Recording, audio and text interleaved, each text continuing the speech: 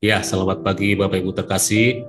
Hari ini saya akan bawa sebuah renungan berjudul memahami tentang arti pembasuhan kaki yang dilakukan Yesus pada kitab Yohanes 13 ayat 6 sampai 9. Mari kita dengarkan secara audio Bapak Ibu terkasih. Lalu bangunlah Yesus dan menanggalkan jubahnya.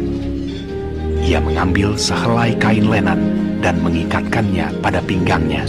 Kemudian ia menuangkan air ke dalam sebuah basi dan mulai membasuh kaki murid-muridnya, lalu menyekanya dengan kain yang terikat pada pinggangnya itu. Maka sampailah ia kepada Simon Petrus. Kata Petrus kepadanya, "Tuhan, Engkau hendak membasuh kakiku." Jawab Yesus kepadanya, "Apa yang kuperbuat, engkau tidak tahu sekarang, tetapi engkau akan mengertinya kelak." Kata Petrus kepadanya, "Engkau tidak akan membasuh kakiku sampai selama-lamanya." Jawab Yesus, "Jikalau aku tidak membasuh engkau, engkau tidak mendapat bagian dalam aku." Kata Simon Petrus kepadanya, Terima kasih. Tuhan, Ayat 9. jangan hanya kakiku saja, tapi juga tangan dan kepalaku. Terima kasih Bapak Ibu. Jika kita perhatikan dengan seksama tadi ayat yang kita baru dengar tadi secara audio, ada yang unik yang dilakukan Yesus tentunya Bapak Ibu. Di ayat 4 dikatakan bahwa Yesus tidak biasa mengenakan pakaian lenan di pinggangnya. Harusnya dia melakukannya di bahunya. Ini adalah gambaran Yesus memposisikan dirinya sebagai budak Bapak Ibu. Ada beragam kategori budak yang kita dapat pelajari dalam Alkitab. Salah satu kategori budak yang paling rendah adalah membasuh kaki. Biasanya orang-orang yang tua yang tidak bisa mengerjakan pekerjaan lain lagi, dan bisa juga orang-orang cacat dalam hal tidak cacat permanen. Ini adalah kategori budak yang paling rendah yang ditugaskan untuk membasuh kaki para tamu dan orang yang datang ke rumah seseorang. Nah, saya melihat di sini bahwa Yesus mengambil posisi ini Bapak Ibu. Ini adalah keputusan hebat ya. Mengapa Bapak Ibu terkasih? Dia bikin dirinya tanpa reputasi. Jadi benarlah Filipi 2 ayat 6 berkata, yang walaupun dalam rupa Allah tidak menganggap kesetaraan dengan Allah sebagai milik yang harus dipertahankan. Ini menjadi pelajaran bagi kita Bapak Ibu bahwa jika ada orang yang sampai hari ini bermain reputasi, kemungkinan sulit menghamba Bapak Ibu. Tapi kabar baiknya jika ada orang yang bermain reputasi dalam pelayanan, tapi dia bisa menghamba, itu adalah keputusan hebat. Dan itu patut kita teladani. Yang Yesus mau ajar juga Bapak Ibu bahwa permainan reputasi itu tidak menjadi penting lagi demi pemenuhan kehendak Allah dalam kehidupan kita. Itulah pelajaran yang penting yang kita harus teladani dalam ayat ini. Nah, selanjutnya di ayat 8 ini adalah inti daripada semua arti pembasuhan kaki yang Tuhan mau ajarkan kepada kita Bapak Ibu. Dikatakan di situ dalam ayat 8, kata Petrus, "Engkau tidak akan membasuh kakiku sampai selama-lamanya." Tapi jawab Yesus begini Bapak.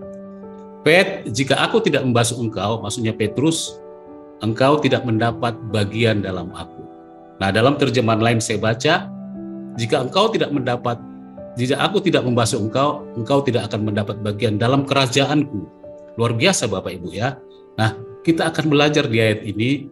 Saya menemukan kata bagian yang banyak mempunyai arti Bapak Ibu. Saya akan menyampaikan dua arti aja kata bagian ini.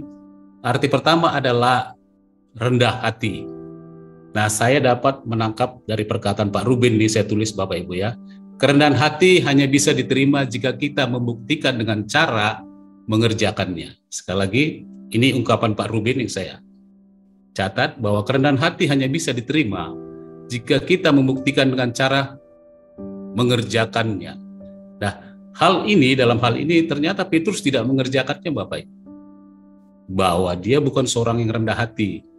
Yesus mau mengatakan kepada Petrus begini, Petrus, budaya dalam kerajaan Allah tidak boleh kotor kakinya, tindakannya, kelakuannya tentunya harus tahir, dan harus menghamba. Tuhan hendak katakan juga kepada Petrus, Pet, budaya dalam kerajaan Allah tidak ada yang namanya meninggikan diri, menjadi tuan dan harus dilayani. Perhatikan Petrus, kata Tuhan, mungkin dialog mereka Bapak Ibu, saya dramatisir, Lucifer disingkirkan karena melawan budaya kerajaan Allah.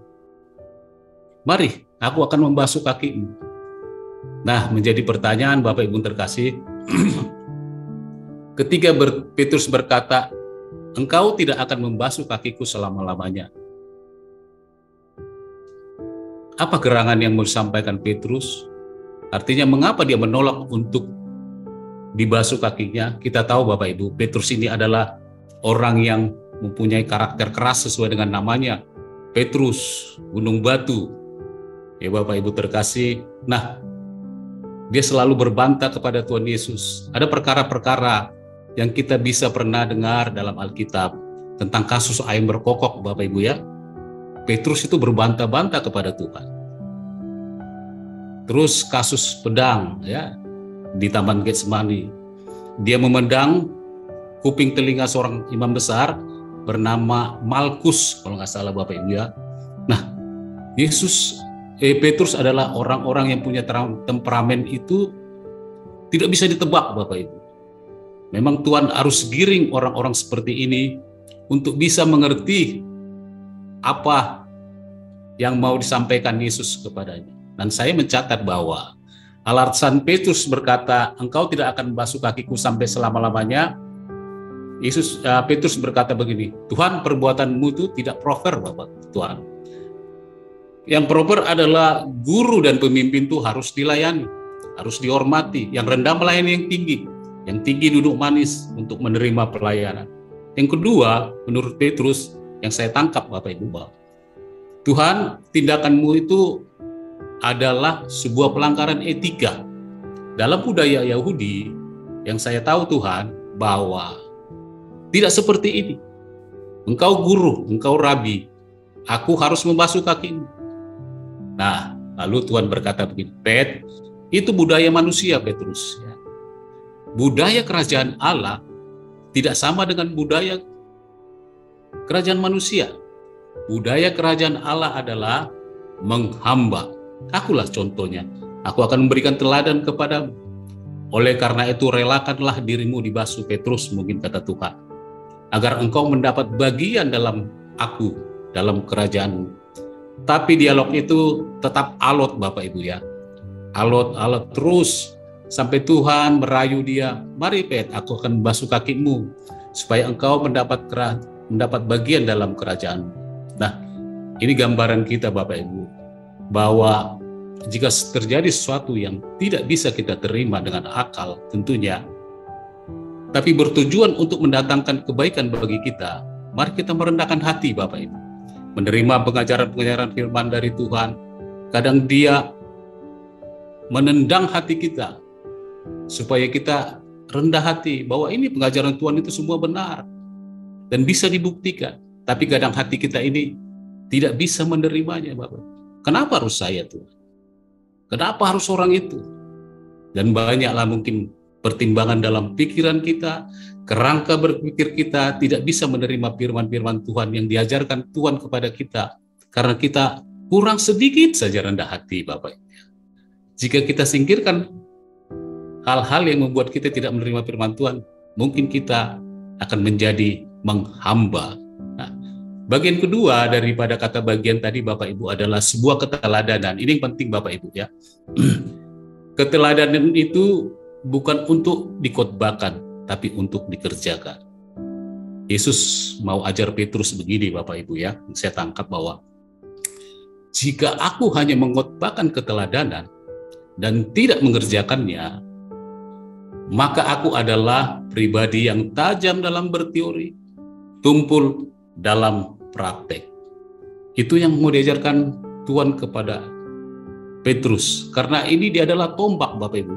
Petrus ini adalah punya potensi yang besar untuk membawa jemaat, membawa murid-murid itu menggantikan dia, dan membangun sebuah gereja atau kerajaan Tuhan dalam dunia ini. Nah, Petrus, aku melakukan ini karena aku menghormatimu, Petrus.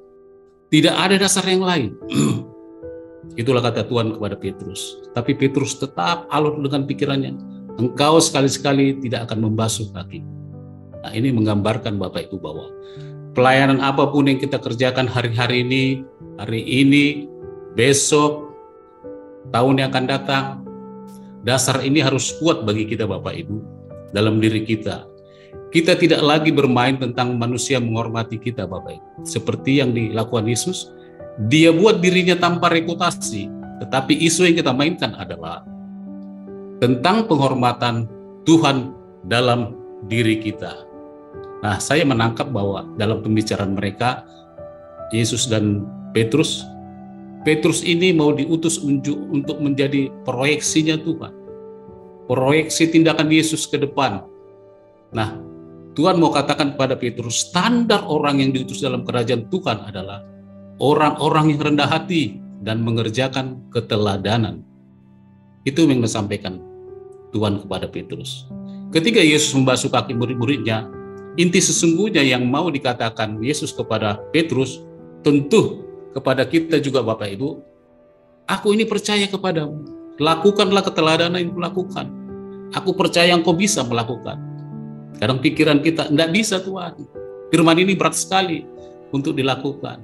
Tapi sesungguhnya perkataan Tuhan yang dikerjakan dalam basuh kaki adalah dia percaya sungguh kepada kita Bapak. Dia mengharapkan kita terbiasa menghamba diri, hidup pada posisi tahir, karena kita adalah seorang utusan.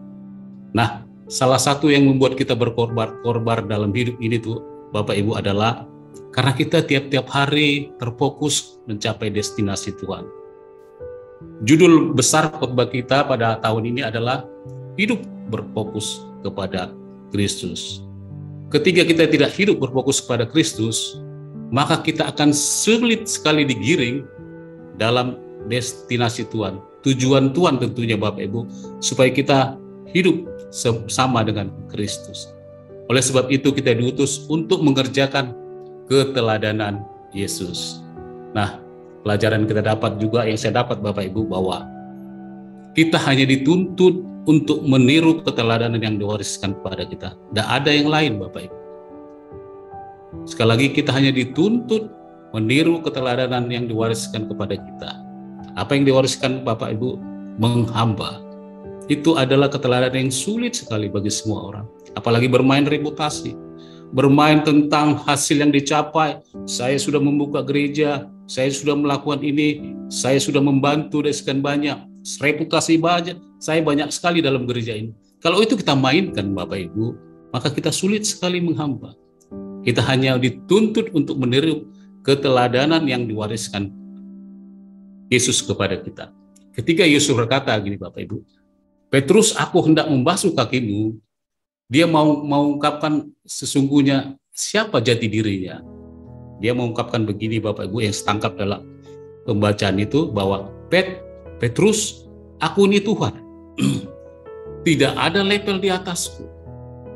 Dengan siapa aku disamakan? Siapa yang bisa menurunkan aku? Aku maha tinggi. Aku bisa sombong. Karena tidak ada level di atasku untuk kuteladani. Itu kata Tuhan kepada Petrus. Tapi itu tidak kulakukan. Karena itu tidak begitu penting. Kata Tuhan kepada Petrus.